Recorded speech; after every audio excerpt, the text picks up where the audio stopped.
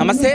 RTC కార్మికులు ధర్నాకు పోతారు లేకపోతే సమ్మెకు పోతారు అని చెప్పేసి ఆల్రెడీ ప్రభుత్వానికి ఇన్ఫర్మేషన్ ఉంది. పొన్నం ప్రభాకర్ కూడా చర్చలకు రండి మాట్లాడదాం, సమ్మెకు పోవద్దు, ఇప్పుడిప్పుడే ఆర్టీసీ బాగుపడుతుంది అని చెప్పేసి మాట్లాడడం జరిగింది. ఈరోజు అయితే అక్కడ ఇందిరా పార్క్ నుంచి బస్ భవన్ వరకు వీళ్ళైతే ర్యాలీ తీసారు. సో మాట్లాడదాం, చాలామంది మనతో పాటు ఉన్నారు. చెప్పండి. నమస్తే. ఎందుకు ప్రభుత్వము చర్చలకు పిలుస్తుంటే కూడా మీరు మొండిగా సమ్మెకు పోతా అంటారు? ఎందుకు ఏడ పిలిచింది చర్చలకు? మాకేం ఆహ్వానం రాలే, అంతా లేదు లేదు, మాకు ఇంతవరకు ఆహ్వానం రాలేదు. మమ్మల్ని ఎవరు పిలవలేదు. ఎక్కడ బహిరంగ సభలో మరి ఎప్పుడు రావాలో చెప్పండి. ఎప్పుడు రావాలి, ఎక్కడికి రావాలి అది చెప్పలేదు కదా. మంత్రి కూడా ఎప్పుడు రావాలి, ఎక్కడికి రావాలి చెప్పండి, మీ ద్వారా కోరుతున్నా. ఎక్కడికి రావాలి రమ్మన్నారు, ఎక్కడికి రావాలి? సెక్రటరీకి రావాలా, ముఖ్యమంత్రి గారి ఇంటికి రావాలా, మంత్రి గారి ఇంటికి రావాలా, బస్ భవన్కి రావాలా? సమయం ఎక్కడ, ఎన్ని గంటలకు రావాలి, ఎక్కడ పోవాలి, మేము ఎవరిని కలవాలి? అదేదో మాకు పంపండి, ఇప్పుడే మేము వెళ్తాం. ఇప్పుడు ఈ నుంచి కట్టుబడి నుంచి ఇట్లా మీకు ఏమో కాకపోతే మీ బస్ భవన్ నుంచి ఎలాంటి ఒక్కటే నేను ఇలా రమ్మంటున్నారు. మా పెళ్ళికి రండి, కానీ ఒక పత్రిక కావాలి కదా. ఇలా మా పెళ్ళికి రండి అని చెప్పేసి మొత్తం ఏదో మైక్లో చెప్పి రమ్మంటే నువ్వు వస్తావా పెళ్ళికి? చెప్పు, ఎవరైనా వస్తారా? నా పెళ్ళికి రండి అని పెడతా, ఒక పేపర్ ప్రకటన చేస్తా, వస్తారా? శుభలేఖలు అంటే వేరే వాళ్ళు వస్తారు కావచ్చు, కానీ బంధువులు రారు కదా, కుటుంబ సభ్యులు రారు కదా, అక్క చెల్లెలు రారు కదా. మేము కుటుంబ సభ్యులం, ఈ సంవత్సరంకు పునాది రాళ్ళం, మేము కుటుంబ బంధువులం. ఇది మా సంస్థ, ఇది మా ఇల్లు, మా శ్రమ, మా కష్టం. కాబట్టి మమ్మల్ని అధికారికంగా మమ్మల్ని చర్చలకు పిలిచి ఇప్పుడంటే ఇప్పుడు ఇంకా కష్టపడి ఎప్పుడు పిలిచినా కూడా మేము చర్చలకు వచ్చి మాట్లాడి న్యాయమైన డిమాండ్లను పరిష్కారం చేసుకోవడానికి వారి ద్వారా మేము సిద్ధంగా ఉన్నాము. మరి వాళ్ళకు ఎందుకు మనసొప్తలేదు పిలవడానికి? ఏదో మీరు వస్తే రాండి, మా తలుపులు తీసే ఉన్నాయి, ఇష్టం ఉన్న వాళ్ళు రావచ్చు, కానీ మేము ఇక్కడ నోటీస్ ఇచ్చి ఉన్నాం. మీకు ఇబ్బంది ఏముంది? మాకు వాళ్ళు ఇలా మేము చిన్నోళ్ళం అండి, బిడ్డలం, మేము బిడ్డలం. ఇలా మీరు కూడా ఒక ఢిల్లీకి పోతాడు మన రాష్ట్ర మంత్రి, అక్కడ ప్రధానమంత్రి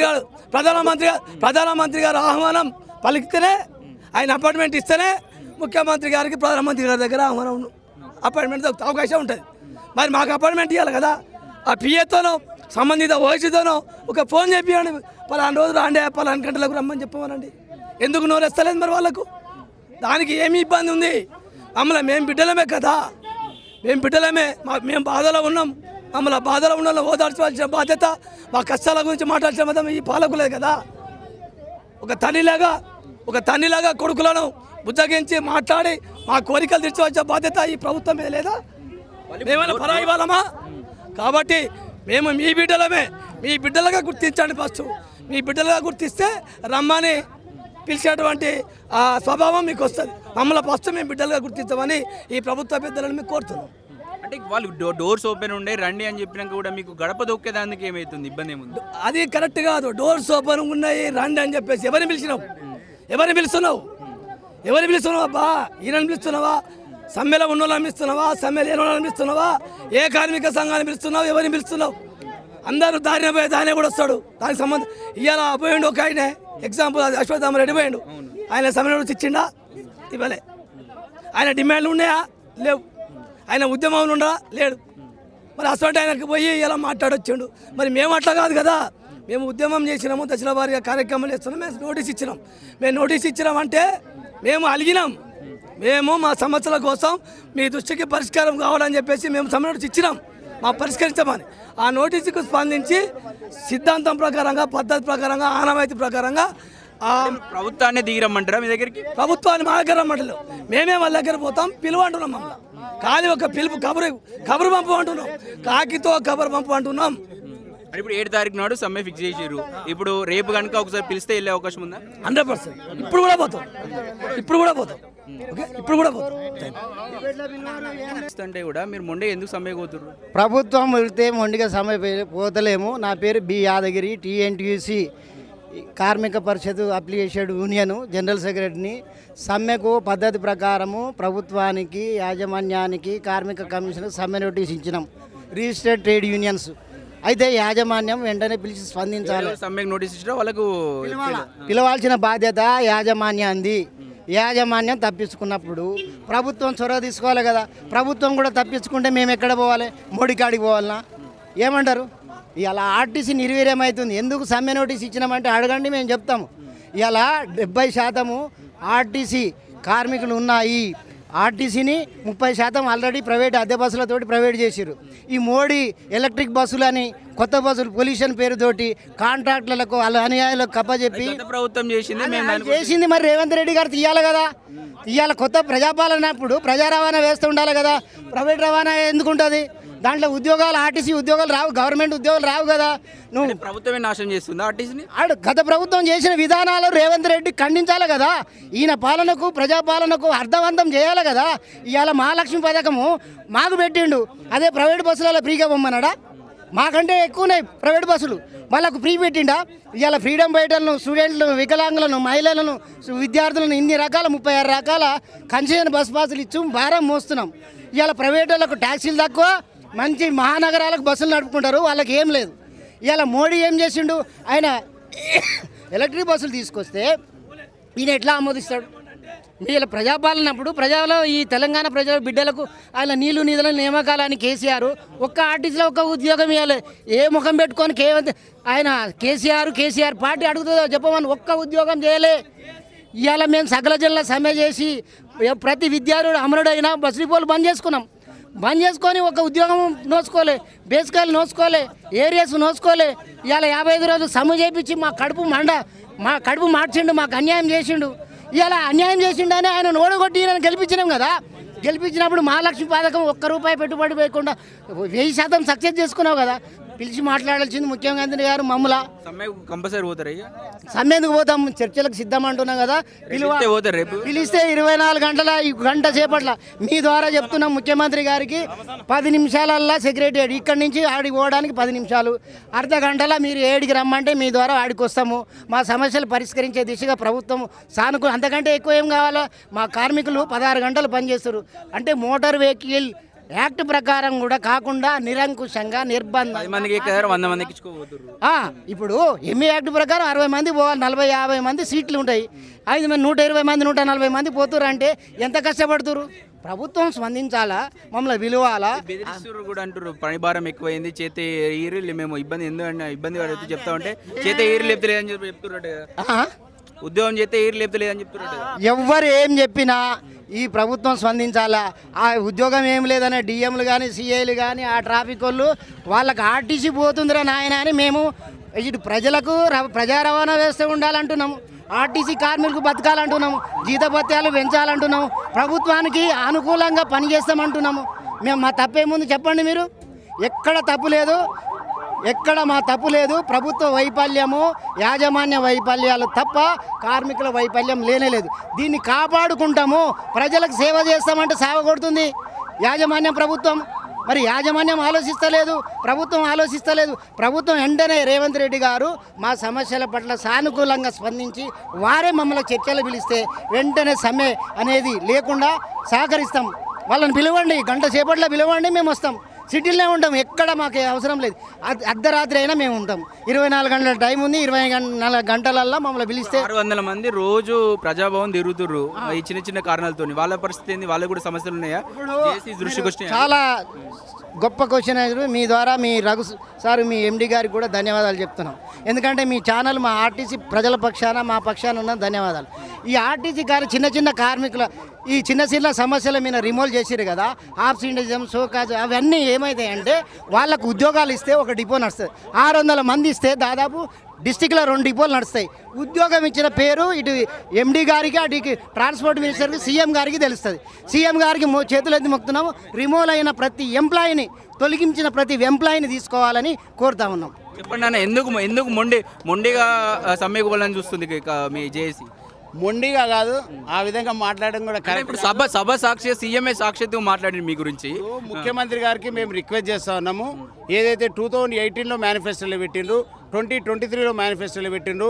ఈరోజు రేవంత్ రెడ్డి ముఖ్యమంత్రి కావాలని, కాంగ్రెస్ పార్టీ కావాలని ఆర్టీసీ కార్మికులందరూ కోరుకున్నారు. మేము ప్రచారం చేసినాము, గెలిపించుకున్నాం. ఈరోజు మేము కొన్ని సంవత్సరాల నుంచి అడుగుతున్నాం కాబట్టి ఈరోజు ప్రభుత్వం వచ్చి కూడా సంవత్సరం అవుతుంది. మేము కూడా మొదటి రోజు నుంచి అడగలేదు, కొద్దిగా సమయము ముఖ్యమంత్రి కూడా తీసుకోవాలి, మాకు కూడా అవకాశం లేదు అని చెప్తున్నారు కాబట్టి ఆగినాం.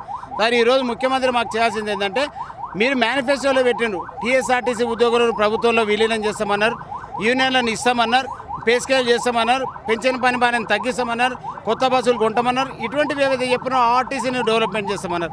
మరి మేము కూడా మీరు ఏం చెప్పినా మేము పనిచేస్తాం. మహాలక్ష్మి స్కీమ్ తెచ్చారు, దాంట్లో ఆర్టీసీ లాభాలు వచ్చింది, నెలకు 300 కోట్ల రూపాయలు ఇస్తారు. మరి 300 కోట్లు ఇచ్చినప్పుడు కూడా ఇప్పుడు ప్రభుత్వంలో విలీనం చేస్తే మీకు భారం పడదు. ఈ 300 కోట్లే సరిపోతాయి, ఒక్క రూపాయి కూడా అదనంగా పెట్టాల్సిన అవసరం ప్రభుత్వానికి పట్టదు. మరి అధికారులు ఎటువంటి రిపోర్ట్ ఇచ్చారో తెలియదు కానీ ఆర్టీసీని ప్రభుత్వంలో విలీనం చేస్తే, ఉద్యోగులను విలీనం చేస్తే ఈ 300 ఇచ్చే కోట్లు నెలకు 300 ఏదైతే ఇస్తారో ఆర్టీసీ ఉద్యోగులకు నెలకు 220 కోట్ల రూపాయలే వేతనాలకు వస్తాయి. ఇంకో 40 కోట్లు మరి ప్రభుత్వానికే మిగులుతాయి, ప్రభుత్వం ఇచ్చే వస్తుంది. కాబట్టి దాన్ని దృష్టిలో పెట్టుకొని ముఖ్యమంత్రి గారు మా యొక్క సమస్యలు పరిష్కరించాలని కోరుతా ఉన్నాం. ఈరోజు ఎండీ వచ్చిన తర్వాత ఏదైతే కన్సాలిడేట్ పేడ్ అంటే స్టాఫ్ చిల్డ్రన్ ఉద్యోగంలో ఎవరైనా చనిపోతే వాళ్ళ కుటుంబ సభ్యులకు ఒక ఉద్యోగం ఇవ్వాలి. ఉద్యోగం ఇచ్చిర్రు, ముఖ్యమంత్రి రేవంత్ రెడ్డి గారు ఇచ్చారు, 1000 మందికి ఉద్యోగాలు ఇచ్చారు. కానీ 1000 మందికి ఏం చేశారంటే ఎండీ గారు ముఖ్యమంత్రికి తెలియకుండా మరి వాళ్ళకు క్యాజువల్ కాంట్రాక్ట్ బేసిక్ కింద 3 సంవత్సరాల కాంట్రాక్ట్ బేసిక్ ఉండాలనేది సర్కులర్ తెచ్చారు. గతంలో ఆ విధానం లేదు. ఎప్పుడు చనిపోయినా ఆ ఖాళీ భర్తీ చేయడానికి ఒక కొడుకుకో అమ్మాయికో ఉద్యోగం ఇస్తారు. కానీ రెగ్యులర్ ప్రాతిపదికన రెగ్యులర్ బేసిక్ తోటి ఇస్తారు. అటువంటి బేసిక్ ఇవ్వాలి. ఈ విధంగా అన్యాయం అవుతారు. ముఖ్యమంత్రి గారికి ఈరోజు కార్మిక కవాతు చేసి ఏం చేసామంటే, మేము మీకు రిక్వెస్ట్ చేస్తున్నాం, మా యొక్క సమస్యను మీకు తెలియడానికి ఈరోజు కార్మిక కవాతు చేసాం. కానీ మీ మీద కోపంతో లేకపోతే ఇంకో రకం కాదు. తప్పకుండా మా యొక్క సమస్యలు ముఖ్యమంత్రి. ఇంకొకటి, ప్రైవేట్ బస్సులను ప్రోత్సహిస్తారు, దానివల్ల ఆర్టీసీకి నష్టపోతుందని చెప్పేసి అంటున్నారు. మెగా కావచ్చు, ఇప్పుడు మధ్యలో వచ్చినట్టు జేబీఎం ఏదో కంపెనీ ఉంటుంది, సో దాని అవి కావచ్చు, ఏమంటారు? తప్పకుండా ఈ ఒక ముఖ్యమంత్రి గారు ఎలక్ట్రానిక్ బస్సులను తప్పకుండా కొనాలి. కానీ ఇది ఆర్టీసీ కొనాలి, ప్రభుత్వం ఆర్టీసీకి అప్పచెప్పాలి. ఇది కాంట్రాక్ట్ విధానంతో మరి రోడ్డు పాలు అయ్యేటువంటి పరిస్థితి ఉంది. ఆర్టీసీ ఉద్యోగులందరూ ఇది విరమించుకొని ఆర్టీసీ కొనే విధంగా ప్రభుత్వం చర్యలు చేపట్టాలని ముఖ్యమంత్రి గారు కోరుతా ఉన్నాం.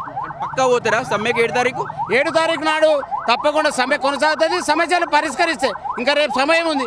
ఒకవేళ ముఖ్యమంత్రి గారు కానీ మరి రవాణా శాఖ మంత్రి గారి చర్చలకు ఆహ్వానించి సమస్యలు పరిష్కరిస్తే సమ్మె జరగదు, లేకపోతే సమ్మె జరుగుతుంది.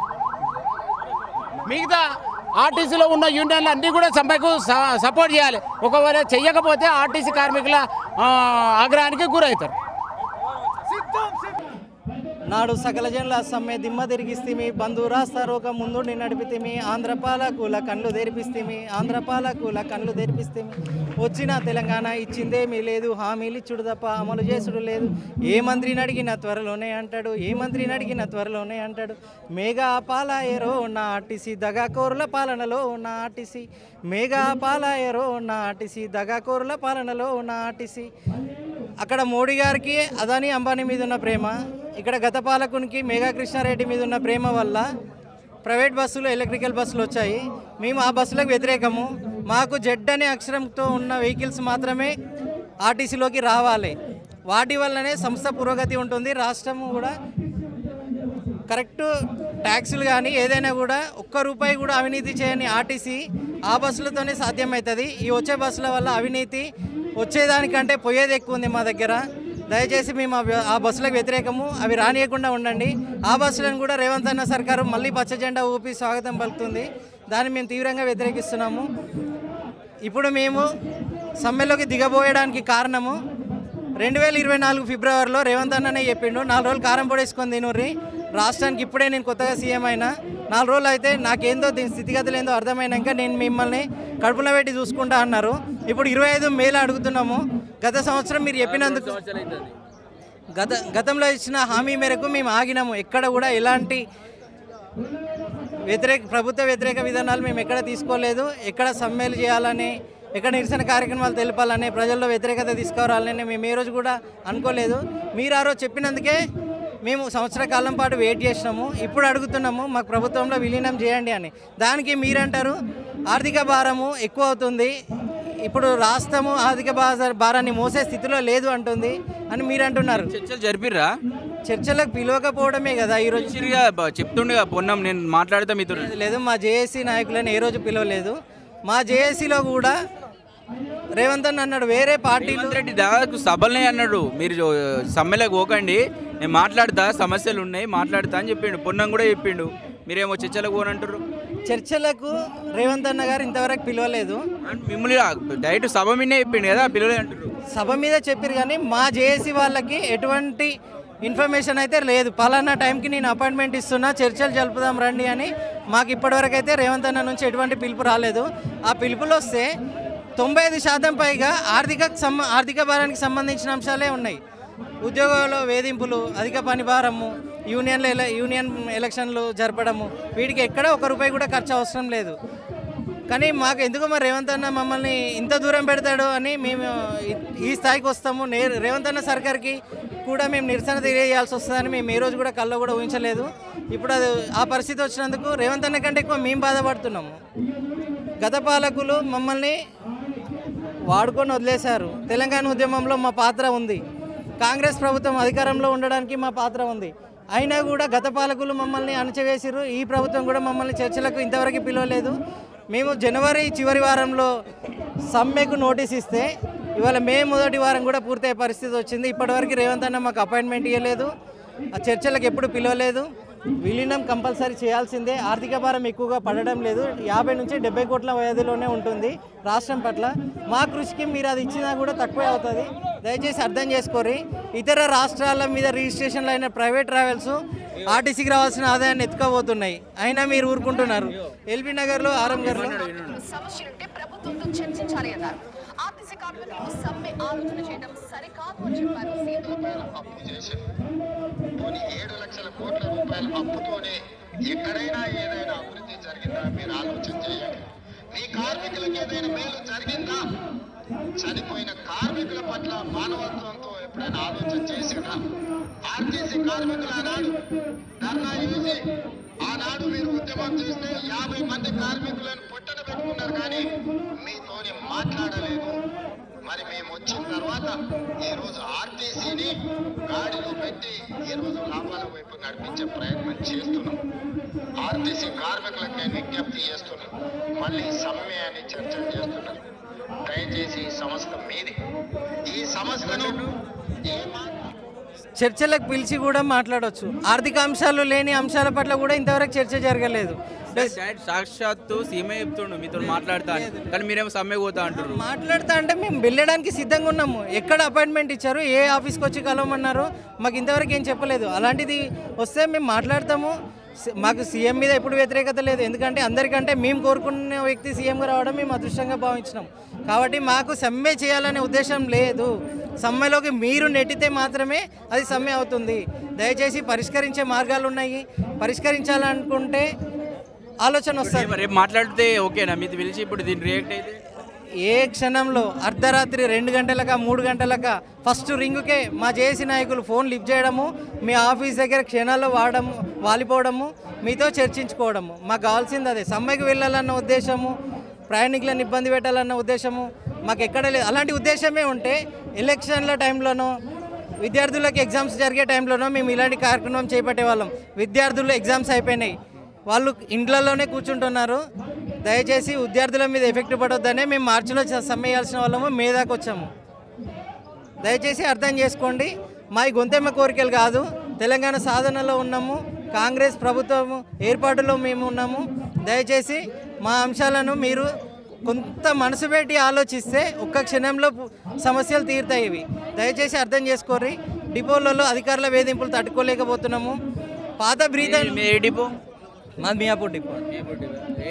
డిఎం నేను కండక్టర్. డిఎం గారు వెంకటేష్ గారు. ఇబ్బంది పెడతాడా? బ్రీత్ అనలైజర్లు మార్చాలి. అవి ఎప్పుడో పాతకాలం బ్రీత్ అనలైజర్లు, వాటి వల్ల చాలామంది ఉద్యోగాలు పోతున్నాయి. అసలు ఆల్కహాల్ అలవాటు లేని వాళ్ళు కూడా ఆల్కహాల్ పర్సెంటేజ్ ఎక్కువ చూపించి ఉద్యోగాలు పోయిన సందర్భాలు మా టీఎస్ మంది రోజు ప్రగతి భవన్ చుట్టూ తిరుగుతారు. 600 మంది మాది చిన్న చిన్న అందులో కూడా వాళ్ళు ఉన్నారు. అసలు ఆల్కహాల్ వాళ్ళ డిమాండ్లు కూడా మీకు ఉన్నాయి. ఇప్పుడు వాళ్ళకి కూడా తీర్చాలని వాళ్ళ ఉద్యోగాలు కూడా వాళ్ళకి ఇవ్వాలి కదా. ఉద్యోగం కోల్పోయారు అంటే వాళ్ళలో చాలామంది ట్వీట్ల ద్వారానో మెసేజ్ల ద్వారానో ఉద్యోగాలు పోయిన వాళ్ళే. ఎవరు కూడా ఆర్టీసీలో కావాలని తప్పు ఎక్కడా చేయరు. ఒక్క రూపాయి అవినీతి ఏ కండక్టర్ కూడా చేయడు. మీరు ఎన్ని గంటలు ఆలస్యమైనా, ఎంత ట్రాఫిక్ జామ్ అయినా, మాకు 8 గంటల శాలరీ ఇచ్చినా కూడా మేము ఆ గమ్యాన్ని వచ్చేసరికి 11 గంటలు పడుతున్నా కూడా మేము ఖచ్చితంగా 8 గంటల శాలరీ తీసుకొని 11 గంటల పని చేసుకొని వస్తున్నాం. అదే ఆసరగా చేసుకొని ఆ 11 గంటలను కాస్త 16 గంటలు కూడా మాతో చేపిస్తున్నారు. అంటే చేతి చేయి ఉంటే ఉండుర్రి అని మాట్లాడుతున్నట్టే కదా డిఎం. ఖచ్చితంగా అంటున్నారు అదే మాటను. ఇప్పుడు యూనియన్లు లేవు కాబట్టి అధికారులకి ఆ అవకాశం ఉంటుంది. యూనియన్లు ఉంటే వాళ్ళు రూట్ సర్వే చేస్తారు. వీళ్ళు ఏంటంటే గూగుల్ మ్యాప్లో రూట్ చూసుకొని టైం ఫిక్స్ చేసి బస్సులు పంపిస్తారు. కానీ ఏ సందర్భంలో ఏ సిగ్నల్ దగ్గర ఏ రూట్లో ఎంత ట్రాఫిక్ జామ్ ఉంటుంది అనేది కరెక్ట్ దాన్ని సర్వే చేయకుండానే ఆఫీస్లో కూర్చొని సర్వే చేయడం వల్ల కొంత ఇబ్బంది పడుతున్నాం మేము. అది వాళ్ళకి దినదినంగా మేము ఇబ్బంది పడేసరికి అలవాటు అయిపోతుంది. ఇబ్బందులు కూడా మేము అలవాటు చేసుకునే పరిస్థితికి వచ్చింది.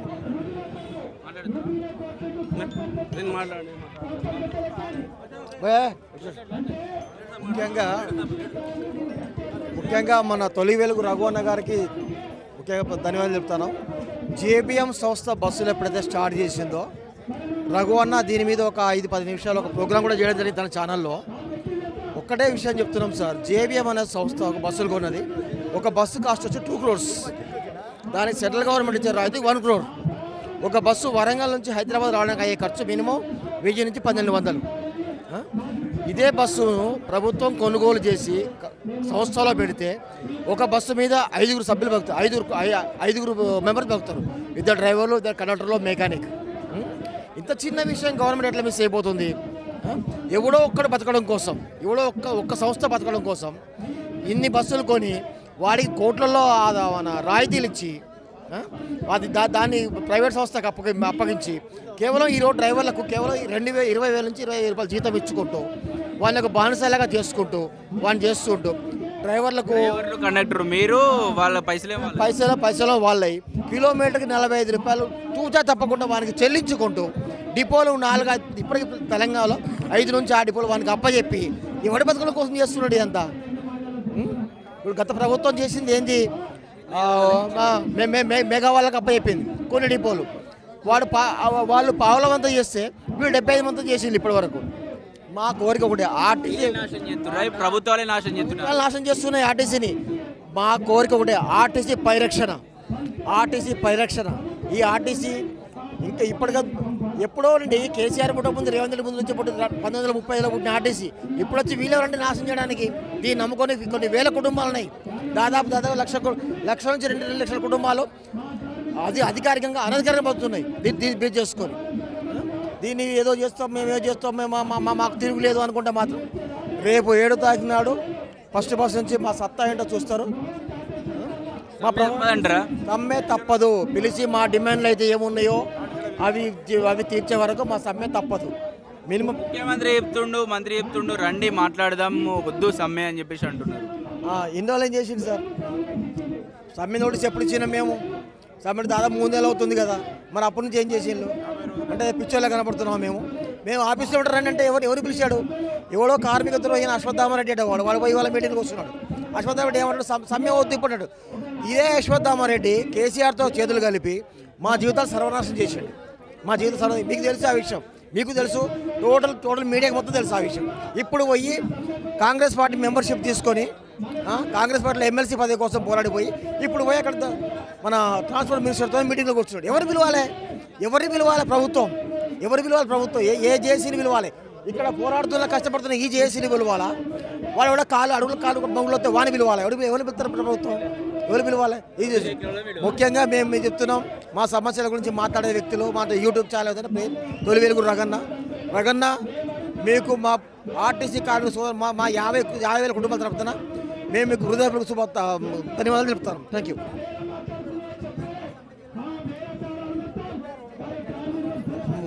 నా పేరు బసవేశ్వర్, సంగారెడ్డి డిపో. మాట్లాడతారు దేని గురించి అంటే దేని గురించి కాదు, రేపు జరిగే సమ్మె గురించి. ఇది కవాతు సీఎం పిలుస్తాడు మాట్లాడదాం అంటుండే, మీరేమో సమ్మె పోతా అంటారు. అది కాదు సార్, సీఎం పిలిచేది ఎవరు పిలుస్తున్నాడు? 7 సంఘాలు కలిసి సమ్మె ఇచ్చినాయి. వాళ్ళని పిలవాలి, యూనియన్ పిలవాలి, హనుమంతుని పిలవాలి, లేకపోతే వెంకన్న పిలవాలి. వాళ్ళని పిలిచి మాట్లాడమంటారు. ఎవరో దారిని పిలుస్తారు ఎట్లా సార్? పిలిచేది ఎవరికి? సమ్మె నోటీస్ ఇచ్చిన పిలవాలి, లేకపోతే పిలవాలి. ఏమంటుండు రవాణా మంత్రి ఏమంటుండు, నేను 5-6 రోజులు హైదరాబాద్లో ఉంటా, ఈరోజు రావచ్చు అంటుండు. ఎట్లా వస్తారు చెప్పండి? నువ్వు సమ్మె పిలవాలి కదా, పిలిచి యజమాని ఉంటుంది, మేనేజ్మెంట్ ఉంటుంది, కొంచెం మాట్లాడాలి, మా యూనియన్ లీడర్లు ఉంటారు, పిలిచి పరిష్కారం అవుతుంది. రండి కూర్చొని ఎట్లా మాట్లాడతారు? ఇప్పుడు నోటీస్ ఇచ్చినాం, అది నోటీస్ ఇచ్చినా కూడా వాళ్ళు చెప్పినాయే. మెయిన్ రిపోర్ట్లు పెట్టినా గవర్నమెంట్ గురించి ఇచ్చిన మా వాళ్ళు. మేము మెయిన్ డిమాండ్ ఏంది, మా గవర్నమెంట్ కళ్ళు పంచమే ఒకటి, ఇంకోటి ఏంది యూనియన్ లీడర్. ఇక మాకు పేసుకెళ్ళి రావాలి. మేము చిన్న మా కోరికలు సామాజిక కోరికలే, మేము గొంతులే కొడుతున్నాం.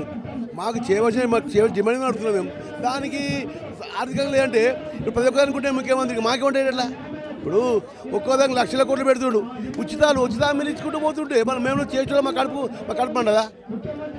నాశనం చేస్తారు అంటే ఆర్టిస్ట్ ఎవరు నాశనం చేస్తారు అంటూ మేనేజ్మెంట్ అప్పుడేమో మెగా వాళ్ళకి ఇచ్చారు, ఇప్పుడు వీళ్ళేమో జేబీఎం ఏదో కంపెనీకి అట్లా అంటే సార్ ఒకటి మేనేజ్మెంట్ గవర్నమెంట్ తప్పుదారి పట్టిస్తుంది. నేను మా ఎండి గారు సరి అయిన గైడ్లైన్స్ ఇస్తున్నాడు సీఎం గారికి. ఇప్పుడు సీఎం గారు ఏంది అని ఒక రాష్ట్ర ముఖ్యమంత్రి అనేది సలహా ఇవ్వాలని వద్దా? ఈయన ఇవ్వాలి. ఇప్పుడు సార్ సంగతికి ఇట్లు సార్ మన వర్గాలకి అని చెప్పిస్తే దాని గురించి మాట్లాడలేదు. 3 సార్లు లేబర్ కమిషన్ పిలిచింది సార్, పిలిస్తే వీళ్ళు మేనేజ్మెంట్ రాలేదు. లేబర్ కమిషన్ 3 సార్లు డేట్లు ఇచ్చింది, మా యూనియన్లు వచ్చినాయి, మేనేజ్మెంట్ లేదు. లేనప్పుడు చెప్పండి, ఆ విసుగొచ్చే సమ్మె ఇచ్చారు. ఇచ్చినాక ఇంకా కూడా మీరు రండి కూర్చొని మాట్లాడదామంటే పిలిపిస్తే వచ్చిద్దామున్నాం.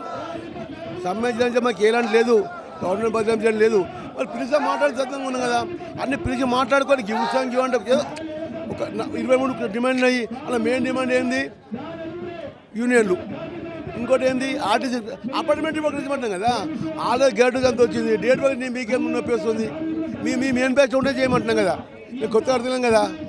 కనుక ఒకవేళ ఈ ఏమన్నా సమస్య పరిష్కారం అయితే మంచిది, లేకపోతే 7 డేట్ నుంచి సమస్యకి వర్క్ సిద్ధంగా ఉన్నాం. మేము మా సంఘ డిపోలో 100% బస్సులు అవుతాయి సార్, ఎలాంటి పరిస్థితి లేదు. మేము అన్ని ఇక బస్సులు అట్లాగా సార్, బస్సులు బంద్ వాళ్ళు చూసుకుంటారు కదా. ఇప్పుడు బస్సులు బంద్ అయిందంటే గవర్నమెంట్కి ఆటోమేటిక్ ఎఫెక్ట్ అయిపోతుంది.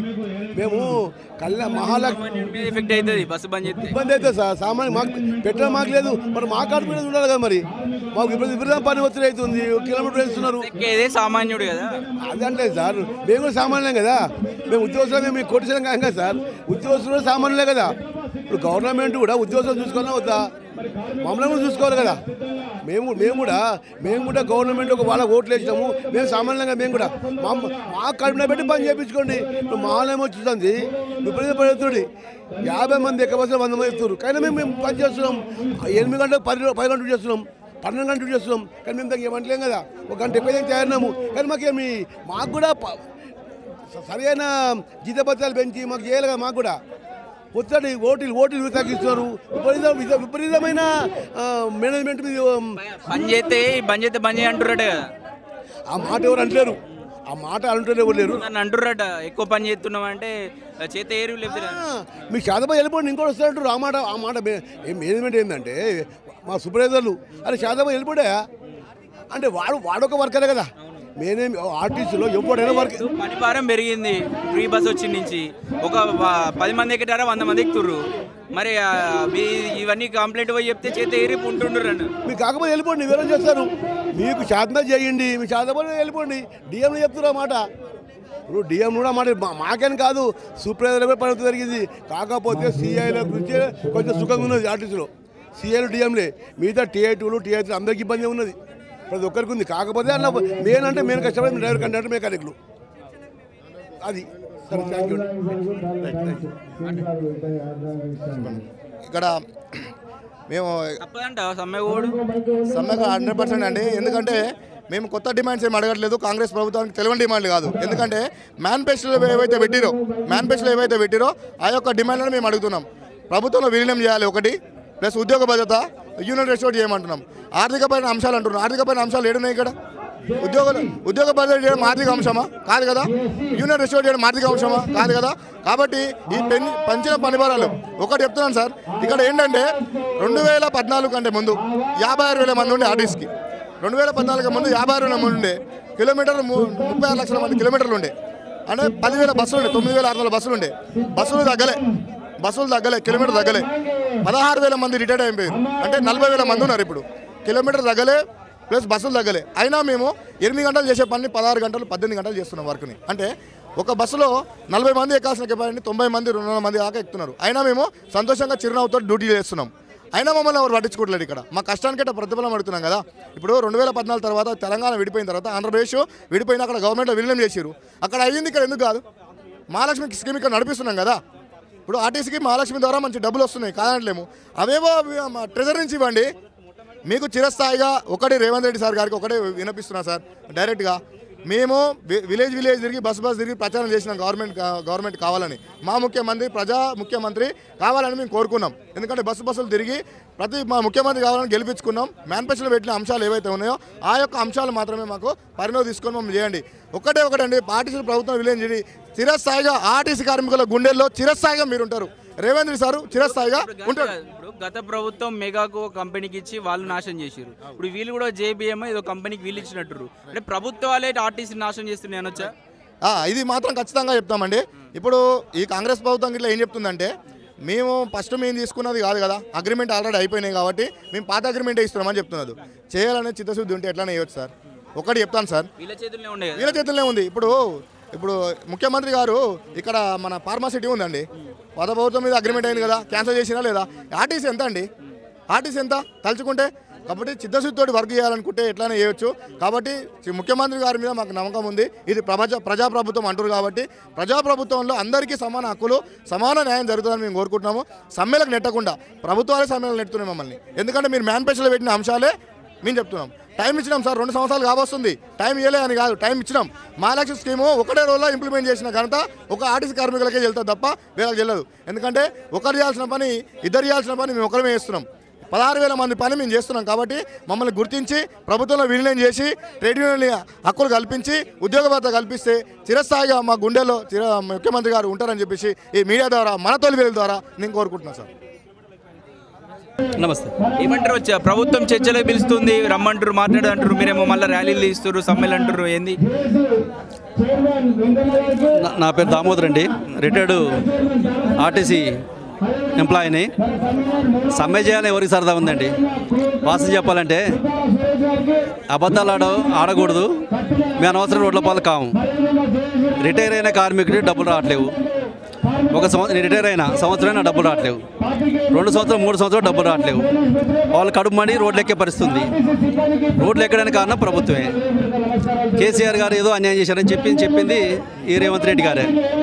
వీరి పంచి డైలాగ్ నమ్మాం. వాస్తవం చెప్పాలంటే కార్మికులను నమ్మాం. గొప్ప మాటలు చెప్తాడు, ఆర్టీసీ కార్మికులు ఏదో ఉద్ధరిస్తాడు, వాళ్ళని ఒక మంచి భూతల స్వర్గం తీసుకెళ్తా అనుకున్నాం.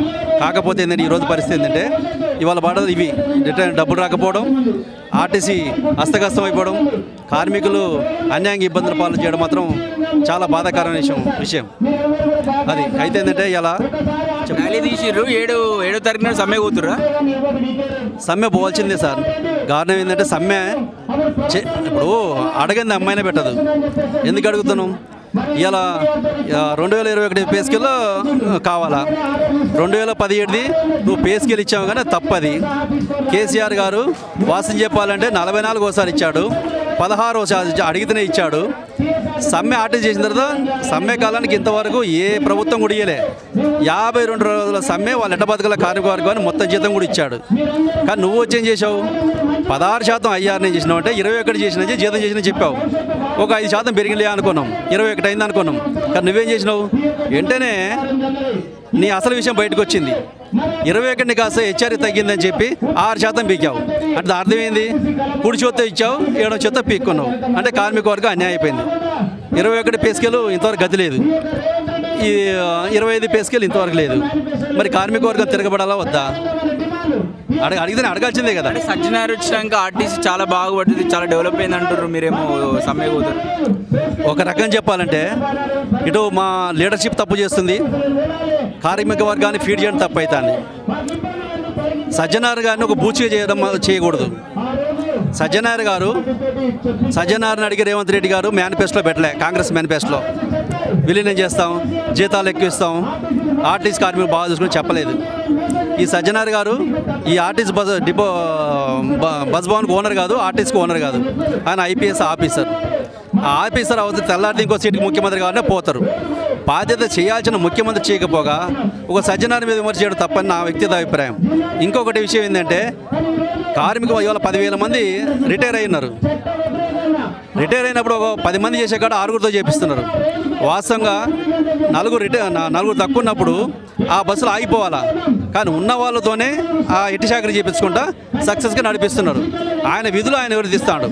అది సజ్జనాదిగా తప్పు, ప్రభుత్వం తప్పు అనేది మా కార్మిక వర్గం కూడా అర్థం చేసుకోవాలి. అర్థం చేసుకున్నప్పుడే ప్రభుత్వం న్యాయమైన డిమాండ్ల కోసం పనిచేస్తుంది. ఇక్కడ ఇంకొకటి ఈ పే స్కేల్తో పాటు అనేక ఇబ్బందులు ఉన్నాయి. అదేవిధంగా ఈ పని ఒత్తిడి కూడా విపరీతంగా ఆర్టీసీ ఎంప్లాయీస్ పైన ఎక్కువైపోయిందని చెప్పేసి అంటారు. ఈ ఫ్రీ బస్ వచ్చిన తర్వాత మీరేమంటారు? నేను చెప్తున్నా కదా సార్, ఇవాళ 10,000 పోస్టులు ఖాళీగా ఉన్నాయి. 3,000 మంది రిక్రూట్మెంట్ చేస్తామని చెప్పబట్టి 15 నెలలు ఉండే అతను 3,000 కాదు, ఇలా 10,000 మంది రిక్రూట్మెంట్ చేయాలా. అది వదిలిపెట్టి 2,000 చేస్తామని చెప్పి 15 నెలల నుండి కాలం గడుపుతుంది తప్ప రిక్రూట్మెంట్ జరగట్లేదు. అక్కడ అన్యాయం జరుగుతుంది. ఆ మిగతా రిక్రూట్మెంట్ అయిన పని కూడా ఉన్న వాళ్ళతోనే పని భారం చెప్తున్నారు, కానీ పని భారం ఎక్కువ అవుతుంది. దానివల్ల ఉన్న కార్మిక వర్గం ఒత్తిడి తట్టుకోలేక ఇప్పుడు ఆర్ట్ పేషెంట్ ఉన్నాడు, డ్యూటీ చేయాలా. ఒక సుదూరమైన ప్రాంతం ఉన్నాడు, సొంత పని చేసుకుని పోవాలంటే నిద్ర వచ్చి యాక్సిడెంట్ అయి చచ్చిపోయే పరిస్థితి. ఈ విధంగా కార్మిక వర్గం బాధపడుతుంది. ఇంకొక విషయం ఏంటంటే, అన్నిటికంటే విషయం ఏంటంటే, కొంతమంది అధికారుల గుప్పెట్లోనే ఆర్టీసీ ఉంది. మీరు చేయి ఉద్యోగం లేకపోతే బంద్ చేయంటారంట. అవును అంటారు. ఇప్పుడు వాళ్ళు ఏం చేస్తారు, డిపోకి రోజు ఎన్ని కిలోమీటర్ మీద తిరగాల్సిందే, వ్యూ ఉంటుంది, తిరగాల్సిందే. బస్సు క్యాన్సిల్ చేయకూడదు, రిజర్వేషన్ ఉంటుంది, నువ్వు చేయాల్సిందే. నువ్వు చేయకపోతే ఎవడు చేస్తాడు? నువ్వు చేస్తావా చెయ్యి, లేకపోతే ఆబ్సెంట్ అవు, సిక్ అయితే సిక్ అవు, చేస్తే డ్యూటీ చేయి, లేకపోతే పో. నీకు లీవ్ లేదు, ఇచ్చే పరిస్థితి లేదు, నా దగ్గర పొజిషన్ లేదు, నేనేం చేయను, ఆఫీసులు తప్పుకుంటాను. కార్మికుడు ఏం చేస్తున్నాడు, వాడు డ్యూటీ చేయలేక అటు అనారోగ్యం పాలై దిక్కులేక డ్యూటీకి పోయి ఆన్లైన్లో కూడా కొంతమంది హార్ట్ అటాక్ చనిపోతున్నారు. మొన్న చూసాం కదా, బెంగళూరు డ్రైవర్ పోయేటప్పుడు ఆ బస్సులోనే హార్ట్ అటాక్ చనిపోయాడు. ఇంకో డ్రైవర్ విజయవాడ రూట్లో యాక్సిడెంట్ చచ్చిపోయాడు. ఇంకొకటి యాక్సిడెంట్ అయిపోయాడు. అనేక వృత్తులకు గురైతున్నమాట వాస్తవం. ఓవర్లోడ్ బస్సులకు అంటే మించి జనం ఎక్కుతున్నారు. ఈ ఉచిత బస్సు వచ్చినప్పటి నుంచి దానిపైన కూడా చాలా ఫిర్యాదులు వచ్చినాయి. దీని మీద ఏమంటారు? ఓవర్లోడ్ ఎక్కుతున్నమాట వాస్తవం. ఇవాళ రేవంత్ రెడ్డి గారి ఓట్ల కోసం ఫ్రీ బస్ పథకం పెట్టారు. ఆ ఫ్రీ అనేది సహజంగా ఎవరైనా ఉపయోగించుకుంటారు. మీరు డబ్బులు ఒక రకంగా చెప్పాలంటే మొత్తం డబ్బులు ఇస్తామని చెప్పారు ముందు ప్రభుత్వం. మేమేమనుకున్నామంటే ఈ ఆర్టీసీ బాగుపడుతుంది అనుకున్నాం. అన్ని డబ్బులు ఇవ్వకుండా కొన్ని డబ్బులు ఇస్తామని చెప్పారు. దాని తర్వాత ఏదో 300 కోట్లు అని చెప్పారు. వాస్తవం చెప్పాలంటే ఇస్తున్న వాళ్ళు చెప్తున్నారు, ఎంత వచ్చినాయో ఇంతవరకు తెలియదు. నువ్వు కనుక లేడీస్ ఫ్రీగా లేకపోతే రోజుకు 4 కోట్ల రూపాయలు ఆర్టీసీకి జమ అయ్యేది. మరి అవి జమ అవ్వట్లేవు. నువ్వు డబ్బులు ఎంత ఇస్తుంది, నువ్వు ఇవ్వట్లేవు. ఆ లాస్ ఎవడు పుడతాడు? నువ్వు లాభాలకు వస్తే ఈరోజు రిటైర్ డబ్బులు ఇవ్వలేని డబ్బులు మీ దగ్గర ఎందుకు లేవు? కార్మికుడి జీతాలు ఎందుకు పెంచట్లేవు? ఎలా ఎందుకు పెట్టలేవు? ఇది అన్యాయం కదా. ఇది అర్థం చేసుకోండి. లాభాలు వస్తే ఇంకోటి కేసీఆర్ ఉన్నప్పుడు బస్సులు కొన్నాడు, గరుడ బస్సు కొన్నాడు, స్కానియా బస్సులు కొన్నాడు, స్లీపర్లు కొన్నాడు, ఇంకా బస్సులు కొన్నాడు. కొని కొంత మెరుగని చేశాడు. కార్మిక వర్గం ఏంటంటే కేసీఆర్ ఇంకా ఎక్కువ ఆశించి ఆయన బదనాం చేశారు. అంతే తప్ప ఉన్నదంటే కేసీఆర్ బాగా చేయడు. ఇప్పుడు రేవంత్ రెడ్డి పాలన చూసుకుంటే కేసీఆరే బెటర్ అనిపిస్తుంది నాకు.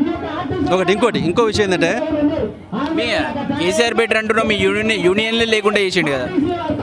ఆయన చేసిన ఒకటి గుర్తుంచుకోండి సార్, ఎంత మంచి వాళ్ళైనా ఒక తప్పు చేస్తారు. సందర్భోచితంగా చేశాడు. సమ్మె చేయడానికి కారణం ఏంటంటే, అసలు ఒకప్పుడు ఆర్టీసీకి ఉత్పత్తి వేతనం, ఆర్టీసీ ఆదాయం ఉంటే జీతం, లేకపోతే లేదని సిస్టమ్ ఉండే. అది పోయి రాజశేఖర్ గవర్నమెంట్ 24 ఇచ్చాడు, కేసీఆర్ వచ్చి 44 ఇచ్చాడు. ప్రైవేటు వాహనాలు పెరిగినాయి, దానివల్ల ఆర్టీసీ లాసాలు వచ్చింది. అనేక సంక్షేమ పథకాలు చేయలేక గవర్నమెంట్ సతమతం అవుతుంది. అదే సందర్భంలో వీళ్ళు జేఏసీ అని మీరు దీనికి పెద్ద సబ్జెక్టు వాసి చెప్పాలంటే, సిసిఎస్ లాస్లో ఉంది, పిఎఫ్ డబ్బులు రావట్లేవు, ఎస్బీ డబ్బులు, మిగతా డబ్బులు ఇవన్నీ కూడా రావట్లేవు, ఫస్ట్ తారీఖు జీతం రావట్లేవు. అయితే ఆ రోజు నాకు వ్యక్తిగత అభిప్రాయం ఏంటంటే, సిసిఎస్ అనేది కార్మికుడి మా బ్యాంక్, అది మా జీతంతో, అందులో పేపర్ కూడా మా డబ్బులతో కొంటాం, అందులో ఉద్యోగస్తులకు మా జీతంతో డబ్బులు ఇస్తాం. ఇది బాగా అర్థం చేసుకోవాలి మీరు. అట్లాంటి సంస్థను 50,000 కార్మికుల అనుమతి లేకుండా కోట్లాది రూపాయలు ఆర్టీసీ ఆర్టీసీ మేనేజ్మెంట్కి ఇచ్చింది. అదంతా అది అది ఆ బస్ భవన్కి ఇస్తే ఆ డబ్బులు ఫస్ట్ తారీఖు జీతం కార్మిక వర్గానికి ఇచ్చింది. అది మొత్తం లాస్ అయినాక అప్పుడు తెలిసింది ఆర్టీసీ ఇస్తుంది కదా ప్రభుత్వం ఇస్తున్నారు. ప్రభుత్వం అన్నది అరే మాకి లాస్ట్కి లీడర్లు ఏమో మిస్గైడ్ చేశారు. ఇదంతా కేసీఆర్ తినడానికి మొదలుపెట్టారు. కేసీఆర్ ప్రభుత్వం నడితేనాడు మీ సీసీఎస్ డబ్బులు నాకే అవసరం, మీ పిఎఫ్ డబ్బులు నాకే అవసరం, మీ ఆర్టీసీ సొమ్ము నాకే అవసరం, నేనేం తింటా అని కేసీఆర్ గారు అన్నాడు. కానీ ఈ కార్మిక వర్గం అర్థం చేసుకోవాల్సింది ఏంటంటే ఈ సీసీఎస్ను మోసం చేసింది ఒకటి యూనియను, ఒకటి బోర్డు. ఇది ఎవరు తెలియని విషయం. మాకు దగా చేసింది కార్మికులకు. అందుకని కేసీఆర్కి యూనియన్ మీద కోపం వచ్చిందా? కోపం అంటే అదొకటి కాదు. ఆ టైంలో సమ్మెకు పోపోకండి, సమ్మెలో ప్రధానమైన డిమాండ్ ఆ రోజు చేశారు, విలీనం వంటి డిమాండ్ పెట్టారు. దాని తర్వాత పే స్కేల్ చేశారు, ఇంకా అనేక డిమాండ్లు పెట్టాడు. ఫస్ట్ ఏం చేసినట్టే కేసీఆర్ గారు ఏం చేసినట్టే మీరు విలీనం డిమాండ్ కాకుండా మిగతా మాట్లాడంటే ఈ లీడర్లు మేము మాట్లాడమని చెప్పేశారు. ఆయన కొద్ది ఈగో వచ్చింది. ఆయన సపోర్ట్ వల్లనే టీఎంఏ ఎదిగింది, వటవృక్షం అయిపోయింది. రెగ్యులర్ కాంటాక్ట్ లేకుండా కార్మికులను రెచ్చగొట్టి అన్ని పార్టీల మాయలో పడి, అంతా యూట్యూబ్ మాయలో పడి బీజేపీ పార్టీ కానీ మీద అన్ని పార్టీలు కలిసి మమ్మల్ని రెచ్చగొట్టారు. దీని అందరి కేసీఆర్ను గట్టిగా దెబ్బ కొడితేనే మాకే న్యాయం చేద్దాం భ్రమలు కల్పించారు. మాకు విలీనం అయితేనే మాకు ఆర్టీసీ ఉంటుంది, మా జీతం లేకపోతే రాదని చెప్పారు. ముందు నుయ్యి వెనక పోయి ఆర్టీసీ అసలు ఉండే పరిస్థితి లేకపోతే మనం సమ్మెకు పోక తప్పదని చెప్పి ఎమోషనల్గా పోవడం జరిగింది. దానివల్ల చెప్పదలుచు అయితే ఒకటేంటంటే రివ్యూ చేయడం కేసీఆర్ ఈ యూనియన్లు వాస్తవ పరిస్థితిని అర్థం చేసుకోవట్లేరు. వీళ్ళు సమ్మెలు చేస్తున్నారు.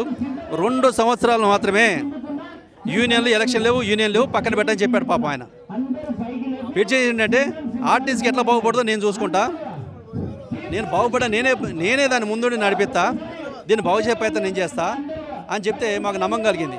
దురదృష్టం ఏంటంటే కరోనా వచ్చి మొత్తం మళ్ళీ పడిపోయింది. ఈలో రేవంత్ ఆయన విలీనం అన్నాడు.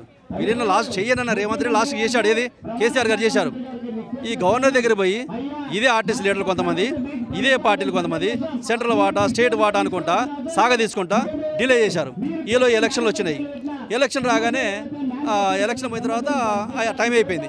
ఈ రేవంత్ రెడ్డి పక్కన పడేశాడు. ఆ విధంగా కార్మిక వర్గం పూర్తిగా అన్యాయం జరిగింది.